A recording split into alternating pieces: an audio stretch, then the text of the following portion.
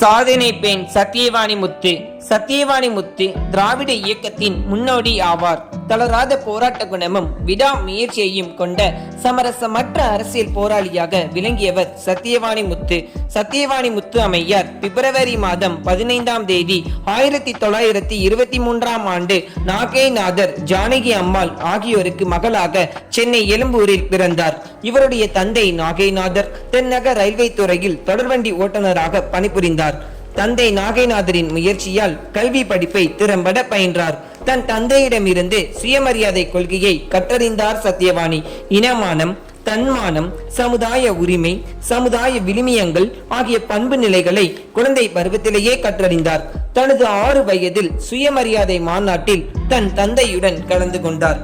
Homeopathy மருத்துவ படிப்பை பயின்று மருத்துவராக பணிபுரிந்தார். சத்தியவாணி முத்து அம்மையார் 1943ஆம் ஆண்டில் மெட்ராஸ் மாகாணத்தில் பணியாற்றும் MS முத்து என்பவரை மணம் புரிந்தார்.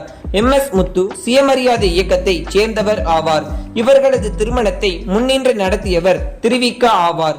திருமண நிகழ்ச்சியின் நிறைவாக நன்றியுரையை வழங்குமாறு கணவர் முத்து சத்தியவாணிக்கு வேண்டுகோள் விடுத்தார். அவருடைய வேண்டுகோளுக்கு இணங்க அம்மையார் சற்று பதற்றத்துடன் தன் உரையை தொடங்கினார். உரை முடிவு நன்றாக அமைந்தது. கணவர் முத்து அம்மையாரின் பேச்சை கண்டு வியந்தார். அம்மையாருக்கு உறுதுணையாகவும் பக்க பலமாகவும் செயல்பட்டார் முத்து. அம்பேத்கர் தொடங்கிய அகில இந்திய பட்டியலின மக்கள் கூட்டமைப்பின் உறுப்பினராகவும் தமிழ்நாட்டின் மகளிரணி தலைவராகவும் செயல்பட்டார் சத்தியவாணி முத்து. 1944ஆம் ஆண்டு பெரியார் தோற்றுவித்த திராவிட கழகத்தில் உறுப்பினராகி பின் பேச்சாளராகவும் அம்மையார் விளங்கினார். பெரியாரின் சுயமரியாதை கொள்கையை தமிழகம் முழுவதும் பரப்பினார். பெரியார் பங்கு பெறும் கூட்டங்களில் உரையாற்றும் வாய்ப்பை பெற்றவர். பெரியார் இயக்கத்தால் ஈர்க்கப்பட்டு அரசியலுக்கு வந்தவர். இந்தி திணிப்புக்கு எழுத்துப்பூர்வமாக எதிர்ப்பு தெரிவிக்கும் வகையில் குடியரசு இதழில் இந்தியன் ரகசியங்கள் என்ற இந்திய எதிர்ப்பு கட்டுரையை எழுதியவர் சத்தியவாணி. எரிக்கப்பட்டவள் என்ற வரலாற்று நூலையும் எழுதியுள்ளார். 1949ஆம் ஆண்டு திராவிட முன்னேற்ற கழகம் தோன்றிய முதல் மேடையில் இருந்த ஒரே பெண் தலைவர் என்றால் அது சத்தியவாணி முத்து அம்மையார் மட்டுமே. இந்தி திணிப்புக்கு எதிரான போராட்டம், விலைவாசி உயர்வுக்கு எதிரான போராட்டம், ராஜாஜி கொண்டு வந்த குலக்கல்வி திட்டத்திற்கு எதிரான போராட்டம் போன்ற பல போராட்டங்களில் கலந்து கொண்டு சிறை சென்றவர். சிறையிலேயே 2 குழந்தைகளையும் பெற்றெடுத்தார். திமுகவின் குலக்கல்வி எதிர்ப்பு போராட்டத்தில் பங்கு பெற்ற இவர் அப்போதைய முதலமைச்சர் ராஜாஜியின் வீட்டின் முன்பாக நிறைமாத கர்ப்பிணியாக நின்று போராட்டம் நடத்தினார். இந்நிகழ்வின் மூலம் அறிஞர் அண்ணாவின் பாசத்திற்குரிய தொண்டராக மாறினார். தீவிரமாக கட்சிக்காக உழைத்தமையால் அம்மையாருக்கு கொள்கை பரப்பு செயலாளர் பதவி வழங்கப்பட்டது. 1957ஆம் ஆண்டு பெரம்பூர் சட்டமன்ற தொகுதியில் சுயேட்சை வேட்பாளராக போட்டியிட்ட அம்மையார் தேர்தலில் வெற்றி பெற்றார். அரசியல் களத்தில் தீவிரம் காட்டிய அம்மையாருக்கு சற்று சோர்வளிக்கும் விதமாக கணவர் முத்து திடீரென மறைந்தார். இருப்பினும் சிறிது காலத்திலேயே பொது வாழ்வுக்கு திரும்பினார். 1967ஆம் ஆண்டு பெரம்பூர் சட்டமன்ற தொகுதி தேர்தலில் போட்டியிட்டு வென்ற அம்மையாருக்கு திமுக தலைவர் அறிஞர் அண்ணா ஆதி திராவிடர் நலத்துறை பொறுப்பை வழங்கினார். அலுவல் சார் வெளிநாட்டு பயணமாக அறிஞர் அண்ணா ஆட்சி காலத்தில் மொரிசியஸ் நாடு சென்றார். அறிஞர் அண்ணா துரை பிப்ரவரி மாதம் 3ஆம் தேதி 1969ஆம் ஆண்டு புற்றுநோய் காரணமாக காலமானார். அவர் மறைந்த பிறகு சத்தியவாணி முத்து அம்மையார் திமுகவின் அடுத்த தலைவராக கருணாநிதியை வழிமொழிந்தார். கலைஞர் ஆட்சியிலும் ஆதி திராவிடர் நலத்துறை அமைச்சராகவே அம்மையார் தொடர்ந்தார். சத்தியவாணி முத்து அமைச்சராக இருந்த காலத்தில்தான் தாழ்த்தப்பட்டோர், பழங்குடியின பெண்கள், குழந்தைகள், மாணவர்கள் ஆகியோரை மையமாக வைத்து பல்வேறு நலத்திட்டங்கள் கொண்டு வரப்பட்டன. இவரது பதவி காலத்தில்தான் தாழ்த்தப்பட்ட மற்றும் பழங்குடியின மாணவ மாணவர்களுக்கான கல்வி உதவித்தொகை திட்டம் தமிழகத்தில் முழுமையாக கொண்டு வரப்பட்டது. 200 குழந்தைகள் நல மையங்களும் மாவட்ட சமுதாய மையங்களும் தொடங்கி வைத்தார். 1970ஆம் ஆண்டு பெண்களுடைய சிறு சேமிப்புக்கு பெரிதும் ஊக்கப்படுத்தினார்.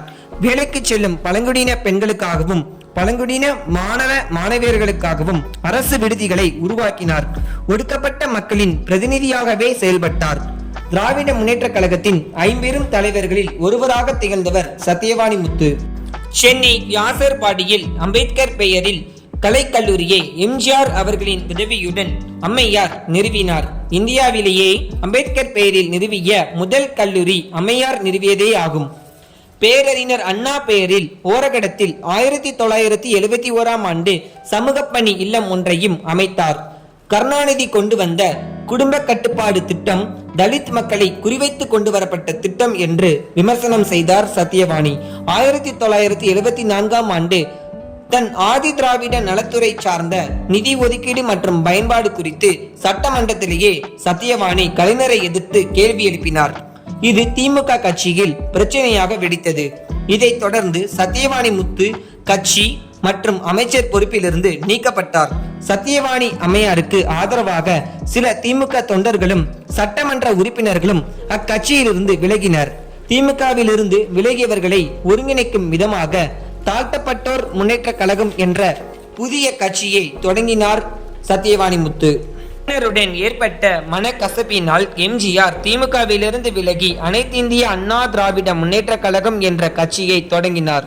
சத்தியவாணி முத்தம்மையார் தனது கட்சியை அதிமுகவில் 1977ஆம் ஆண்டில் இணைத்துக் கொண்டார். 1978ஆம் ஆண்டு முதல் 1984ஆம் ஆண்டு வரை அதிமுகவின் மாநிலங்களவை உறுப்பினராக எம்ஜிஆரால் நியமிக்கப்பட்டார். 1979ஆம் ஆண்டு சரண் சிங் தலைமையிலான ஒன்றிய அரசில் அமைச்சராக பதவி வகித்தவர் சத்தியவாணி. திராவிட கட்சிகளின் முதல் பெண் ஒன்றிய அமைச்சராக திகழ்ந்தார். புரட்சி தலைவர் ராமச்சந்திரன் மறைவுக்கு பிறகு சத்தியவாணி முத்து மீண்டும் திமுகவில் 1989ஆம் ஆண்டில் இணைந்தார். தன் வாழ்க்கை போராட்டத்தை என் போராட்டம் என்ற புத்தகமாக எழுதி பதிவு செய்துள்ளார் சத்தியவாணி முத்து. 1961ஆம் ஆண்டில் அன்னை இதழில் ஆசிரியராக இருந்தபோது பல்வேறு கருத்துக்களை எழுத்து வடிவில் வழங்கினார். தீண்டாமை ஒழிப்பு, பெண் விடுதலை போன்ற நற்சிந்தனைகளுக்கு மதிப்பளித்தவர். இறுதி வரை பெரியாரின் சுயமரியாதை கொள்கையை கைவிடாமல் கடைபிடித்தவர். சத்தியவாணி முத்து அம்மையார் புற்றுநோய் காரணமாக 1999ஆம் ஆண்டு நவம்பர் 11ஆம் தேதி காலமானார். அவர் மறைந்தாலும் ஆதி திராவிட நலத்துறையின் தாயாகவே வாழ்வார். சத்தியவாணி முத்து அம்மையார் பெயரில்தான் இலவச தையல் இயந்திரம் வழங்கும் திட்டம் செயல்படுத்தப்படுகிறது.